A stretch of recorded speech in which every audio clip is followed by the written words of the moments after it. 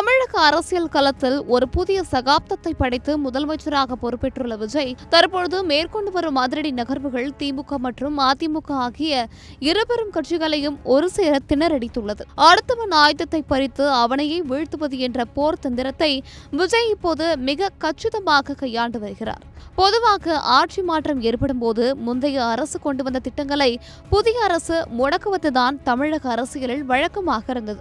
ஆனால் முதலமைச்சர் விஜயோ அந்த மரபை உடைத்து முந்தைய திமுக அரசின் மக்கள் நலத்திட்டங்களை தொடர்வதோடு மட்டுமல்லாமல் அதிமுகவின் அடையாளமாக விளங்கிய அம்மா உணவகம் திட்டத்திற்கும் இப்போது உயிர் கொடுத்துள்ளார். இதன் மூலம் எதிர்க்கட்சிகளுக்கு பேச எந்த ஒரு அரசியல் ஆயுதத்தையும் கொடுக்காமல் அவர்களை மௌனமாக்கியுள்ளார் முதல்வர் விஜய். திமுக ஆட்சியில் கொண்டுவரப்பட்ட மகளிர் உரிமை தொகை, விடியல் பேருந்து பயணம், நான் முதல்வன் போன்ற திட்டங்கள் மக்களிடையே பெரும் வரவேற்பை பெற்றிருந்தன. இந்த திட்டங்களை விஜய் அப்படியே தொடர்வதுடன் மகளிர் உரிமை தொகையை தனது தேர்தல் வாக்குறுதிப்படி 2500 ரூபாயாக உயர்த்தவும் நடவடிக்கை எடுத்து வருகிறார். இதனால் திமுகவால் இந்த திட்டங்களை வைத்துக் கொண்டு போராட்டம் நடத்தவோ அல்லது மக்கள் மத்தியில் குறை சொல்லவோ முடியாத ஒரு தர்ம சங்கடமான சூழல் உருவாகியுள்ளது. ஒருவேளை இந்த திட்டங்களை விஜய் நிறுத்தியிருந்தால் அதனை திமுக ஒரு மிகப்பெரிய அரசியல் போராட்டமாக மாற்றிருக்கும். ஆனால் அந்த வாய்ப்பையே முதல்வர் விஜய் இப்போது தவிடுபொடியாகிவிட்டார்.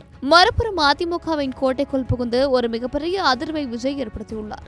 மறைந்த முதல்வர் ஜெயலலிதாவால் தொடங்கப்பட்ட அம்மா உணவகம் ஏழை மற்றும் நடுத்தர மக்களின் உணர்ச்சி பூர்வமான ஒரு திட்டமாகும். கடந்த திமுக ஆட்சியில் இந்த திட்டம் போதிய கவனிப்பின்றி சிதலமடைந்து வந்ததாக புகார்கள் எழுந்த நிலையில் இப்போது அம்மா உணவகங்களை முழுமையாக புதுப்பிக்கவும் உணவின் தரத்தை உயர்த்தவும் விஜய் பிறப்பித்துள்ள உத்தரவு அதிமுகவின் பாரம்பரிய ஆதரவாளர்களை கூட விஜய் பக்கம் திருப்பியிருக்கிறது. ஏற்கனவே 25 அதிமுக எம்எல்ஏக்கள் விஜயின் அரசுக்கு ஆதரவு தெரிவித்திருக்கும் நிலையில் அவர்களின் கோரிக்கைகளை ஏற்று இத்தகைய நடவடிக்கைகளை எடுப்பதன் மூலம் அதிமுகவின் அடிமட்ட தொண்டர்களின் மனங்களை முதல்வர் விஜய் வென்று வருகிறார். நிர்வாக ரீதியாக திறம்பட செயல்படுவது ஒருபுறம் இருந்தாலும் அரசியல் ரீதியாக தனது எதிரிகளை வீழ்த்த முதல்வர் விஜய் கையாளும் இந்த சாணக்கியத்தனம் தான் இப்போது அரசியல் வட்டாரங்களில் ஹாட் டாபிக். சாதாரண மக்களின் அன்றாட தேவைகளான உணவு, போக்குவரத்து மற்றும் கல்வி தொடர்பான முந்தைய அரசுகளின் திட்டங்களை மெருகேற்றுவதன் மூலம் விஜய் ஒரு முதிர்ச்சியான தலைவராக மக்கள் மத்தியில் உருவெடுத்துள்ளார்.